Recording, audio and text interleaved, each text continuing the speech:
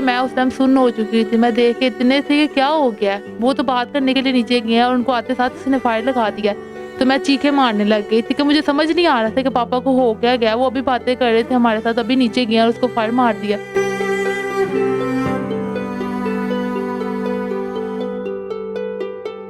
मतलब जिस शख्स ने कत्ल किया आपके शोहर को, उसका ताल्लुक ये था कि वो उस बच्ची की माँ का यार था। हाँ जी, बच्ची की माँ का यार था।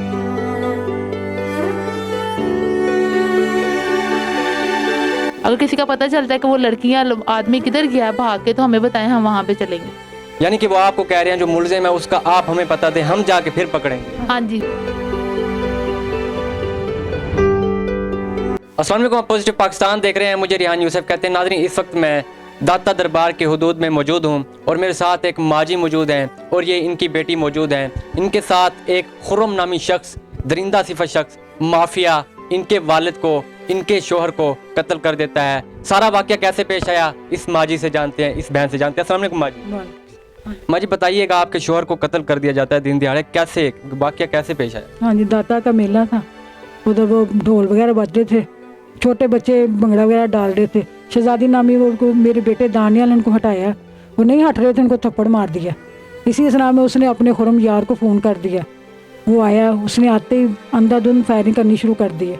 मैं नीचे खड़ी थी, मैंने कहा चलो मैं माफ़ी मांग लेती हूँ अगर मेरे बच्चे को, मैं अपने बच्चे को मैंने 2 थप्पड़ भी मारे इसलिए कि चलो मसला रफा दफा कर देते, पर वो नहीं माना। इसी ना मेरा मियाँ ऊपर बैठा हुआ था, वो चाहने के नीचे आया कि चलो मैं जाके माफ़ी मांग लेता हूँ, जो भी बात है या मेरे बच्चे की गलती है या नहीं है। पर उसने बात ही नहीं सुनी, बात करने का मौका ही नहीं दिया। आते सार उसे फायर लगा दिया। उस वक्त उसका ब्लड निकलना शुरू हो गया। मतलब जिस शख्स ने कत्ल किया आपके शोहर को, उसका ताल्लुक ये था कि वो उस बच्ची की माँ का यार था। हाँ जी, बच्ची की माँ का यार था। शहजादी उस लड़की औरत का नाम है, लड़की का, और खुर्रम नामी शख्स है जिसने फायर मारा। वो यहीं का है या कोई और इलाके? बलालगंज का, बलालगंज का रहने वाला है। लड़की इधर साथ वाले रहती है, वैसे करीम पार्क में उसकी शादी हुई है, 3 बेटे हैं उसके। हाँ जी। जब ये वाकया पेश आया तब पास थे कोई, आप थे या सिस्टर थी? मैं पास ही थी, मेरा बेटा भी था, मेरी बेटी भी थी, दोनों बेटे थे मेरे। छोटे बेटे को भी फायर लगा था। हाँ जी, मैं हम सार कोई भी नहीं था, लगा मेला लगा हुआ था। जब ये फायरिंग शुरू हुए सब, मतलब इधर उधर सारी दुनिया गायब हो गई, कोई भी नहीं था, कोई उठाने वाला भी नहीं था। हमने खुद ही पकड़ा है, खुद ही हमने उठाकर मोटरसाइकिल में बिठाकर मेरे दोनों बेटे बैठ कर लेके गए हैं। पर रास्ते में उनकी डेथ हो गई। मेरा बेटा जिसको फायर लगा वो भी बेहोश हो गया रास्ते में। हमारी वो मंजर ऐसा था कि हम भूल ही नहीं सकते उसको, कि हमें वहमो गुमान में नहीं था कि हमारे साथ ऐसा हो जाना है, कि इतनी बड़ी लड़ाई है ही नहीं थी, जो इतना बड़ा कोई मसला बन गया कि हमारा सर से जो था वो सब कुछ चला गया। जिसके घर से रौनक थी, सब कुछ था, वो बिल में किंट में सब कुछ चला गया। जिसके होने से घर में रौनक थी, जिसके जाने से सब कुछ चला गया, उस दरिंदा सिफत शख्स ने अंधाधुंध फायरिंग की। इनके बेटे को भी फायर लगे, इनके शोहर को भी फायर लगे, शोहर जान की बाजी हार गए। बहन से भी जानेंगे कि इनकी क्या कैफियत थी। उस बहन बताइएगा, जब आपके वालिद साहब को कत्ल किया गया, क्या कैफियत थी आपकी? उस टाइम कैफियत थी कि मैं उस टाइम सुन्न हो चुकी थी। मैं देख के इतने थे कि क्या हो गया है? वो तो बात करने के लिए नीचे गए हैं और उनको आते साथ उसने फायर लगा दिया। जब वो नीचे गिरे पड़े हैं तो हम उसको उठाने के लिए गए, फिर वो वापस आ गया। उसने फिर आके ना फायरिंग करनी शुरू कर दिया। तो फिर हम जब दूसरी टाइम उसको उठा के तो पापा को लेके गए हैं, तो मैं चीखें मारने लग गई थी कि मुझे समझ नहीं आ रहा था कि पापा को हो क्या गया। वो अभी बातें कर रहे थे हमारे साथ, अभी नीचे गए और उसको फायर मार दिया। ऊपर से मेरी दूसरी बहन ने भी इतना रोना, उसने रोना डाला हुआ था कि पापा अभी नीचे गए। सारे यही कह रहे थे कि नीचे लगी हैं, उसकी टांग पे लगी है, कुछ नहीं होता कुछ नहीं होता, लेकिन उसकी गलत जगह पे लगे, दिल की वेन कट हो गई। उनकी 5 मिनट बाद उनकी डेथ हो चुकी हुई थी। यानी कि उस गुंडे ने, उस माफिया ने आपकी कोई बात सुनी नहीं, अंधाधुंध फायरिंग कर दिया, आपके वालिद को कत्ल कर दिया। हाँ जी, मेरे पापा भी नीचे बात करने के लिए गए हैं, उनको पीछे किया तो उसने आते साथ उसने फायर चला दिया। पुलिस को फोन किया उस वक्त? हाँ जी, पुलिस को कॉल की थी 15 पे 5-6 दफ़ा कॉल किए। वहाँ पे इतनी बार कॉल करने के बाद वो एसपी भी आ गए, डीएसपी भी सारे आ गए थे। वो सारा वो कुआ देख के तो चले गए हैं। बाद में उन्होंने ना मतलब कि वो कार्रवाई शुरू कर दी है। वो कार्रवाई दौरान बिल्कुल ठीक चल रहे थे हमारे साथ। हम भागे कहते हैं कि जी हम कर रहे हैं, क्या कर सकते हैं, आपके सामने ही तो है सब कुछ। मतलब इस वाक़ये को 4 मंथ हुए हैं, लेकिन वो अभी भी कर रहे हैं, अपना काम कर रहे हैं? हाँ जी, वो अभी भी अपना काम कर रहे हैं। वो कहते हैं हम कर रहे हैं, आपके सामने ही है। हम एक इस केस के अलावा भी और भी केस है वो हैंडल कर रहे हैं। अब यानी कि जो मेन केस है, जिसको एक खून बहा दिया गया है, उसको छोड़कर वो कर रहे हैं बस, और जो है उनको कर रहे हैं वो। हाँ जी, वो कह रहे हैं कि हम ये भी चल कर रहे हैं साथ, दूसरे भी कर रहे हैं साथ। अभी अब आपके पास कोई प्रूफ है, मतलब कि आपको कोई कुछ कह रहा है या कोई ना मिलता है, क्लू मिलता है, तो आप हमें बताएं, हम ना कुछ करेंगे।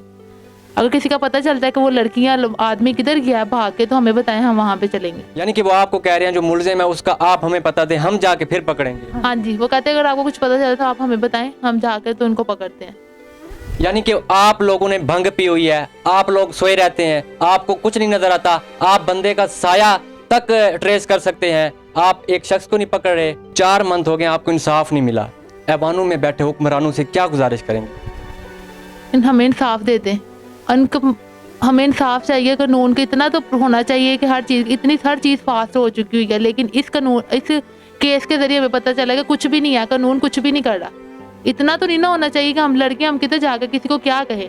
हम तो थाने में नहीं ना जा सकते। मेरी अम्मी जाती है, 4 माह हो चुके हैं, मेरी अम्मी डेली जाती हैं, 8 दिनों के बाद जाती है, वो फ़ोन करती हैं, बाजी हम कर रहे हैं कुछ कर रहे हैं, क्या कर रहे हैं, हमें तो कुछ नज़र नहीं आ रहा। एक बूढ़ी खातून थाने के चक्कर लगा रही है कि मेरे शोहर को इंसाफ मिले, मुझे इंसाफ मिले, मेरे बच्चों को इंसाफ मिले। 5 बच्चों का वालिद, 5 बच्चों का बाप, उसका साया सर से उठ गया। यानी कि ये भंग पी हुई है इन पुलिस वालों ने। ऐवानों में बैठे हुक्मरानों, अपनी आंखें खोलो, अपने कानों की मैल साफ करो और सुनो ये बहन क्या कह रही है। बहन, आपको लगता है कि इस मुल्क में आपको इंसाफ मिलेगा? नहीं मिलेगा। नहीं मिलेगा। एक लफ्ज में बात सारी खत्म हो गया। क्या कैफियत है, ऐसी क्या कैफियत आ रही है इस वक्त आपकी आंखों से आंसू आ रहे हैं? कि मुझे ना वो टाइम याद आ गया कि जब ये सब कुछ हुआ था, मुझे लगा था कि पुलिस वाले आए हैं, शायद वो कुछ ना कुछ करेंगे। इतने एसपी भी आ गए, डीएसपी भी आ गए, शायद कुछ होगा, लेकिन कुछ भी नहीं हुआ। हम एसपी के पास गए हैं, उन्होंने हमें बुलाया कि आप बताएं। उसने कहा कि जी आपने इतने दिनों में उसको पकड़ लेना है। हमें शायद था कि वो पकड़ा जाएगा, हमारे दिल को सुकून मिल जाएगा। फिर आहिस्ता आहिस्ता ना हमने सब्र करना शुरू किया। शायद वो हमारे यही सिस्टम चलता है और यही चलना है अभी भी। अगर कोई इस तरह का शख्स देख रहा है जो इनको इंसाफ दिला सकता है, या इस वीडियो को इतना शेयर करें कि ऐवानों में बैठे हुक्मरानों तक, सोए हुए हुक्मरानों तक ये वीडियो पहुंचे और इनको इंसाफ मिले। मुझे इजाज़त है इस उम्मीद, इस यकीन के साथ कि इनको इंसाफ मिलेगा। मुलाकात होती है नई वीडियो में। अल्लाह हाफ़िज़।